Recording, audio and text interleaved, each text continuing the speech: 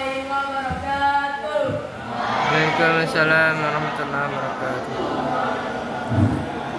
Alhamdulillah, alhamdulillahirabbil alamin. Wassalatu wassalamu ala asyrofil anbiya'i wal mursalin wa ala alihi washabihi ajmain, amma ba'd. Untuk kita panjatkan kita panjatkan kehadiran Allah Subhanahu wa taala karena telah memberikan kita kesempatan hingga kita dapat berkumpul pada siang hari ini. Salawat wassalam kita hadiahkan buat Nabi Besar Nabi Muhammad sallallahu alaihi wasallam. Mengucapkan Allahumma shalli ala sayyidina Muhammad. Teman-temanku sekalian, di bulan Ramadan ini sebagai umat Islam diwajibkan untuk menjalankan puasa Ramadan. Kita tidak boleh makan, minum sejak waktu subuh hingga terdengar azan maghrib. Bukan hanya itu, kita juga diperintahkan untuk menjauhi perbuatan yang bisa menghilangkan atau mengurangi pahala puasa. Siapa yang tahu apa yang kita rasakan saat berpuasa?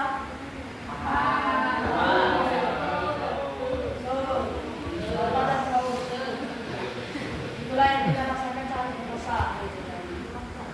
Kita juga harus belajar menguatkan diri dan hati kita supaya tidak mokel. Walaupun orang yang mokel dia merasa orang tidak tahu, tapi Allah tahu kalau dia mokel. Saya punya pertanyaan, apa itu mokel?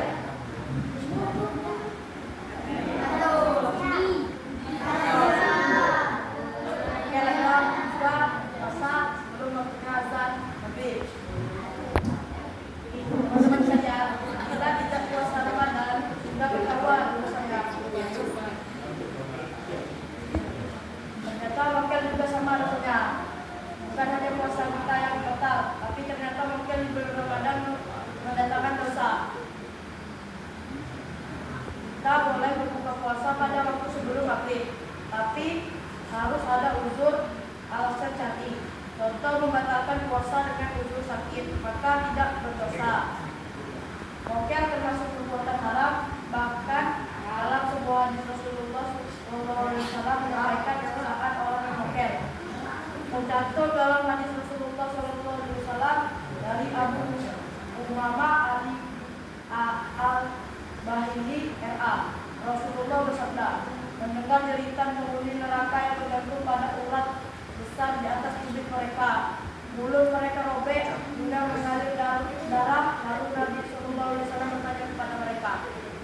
Lalu dua orang pria yang datang dalam mimpi Rasulullah Sallallahu Alaihi Wasallam, mereka adalah orang-orang yang berbuka sebelum waktunya berbuka. Namun kita mencari betapa selangnya gambaran sesaat ini begitu pada orang mungkin.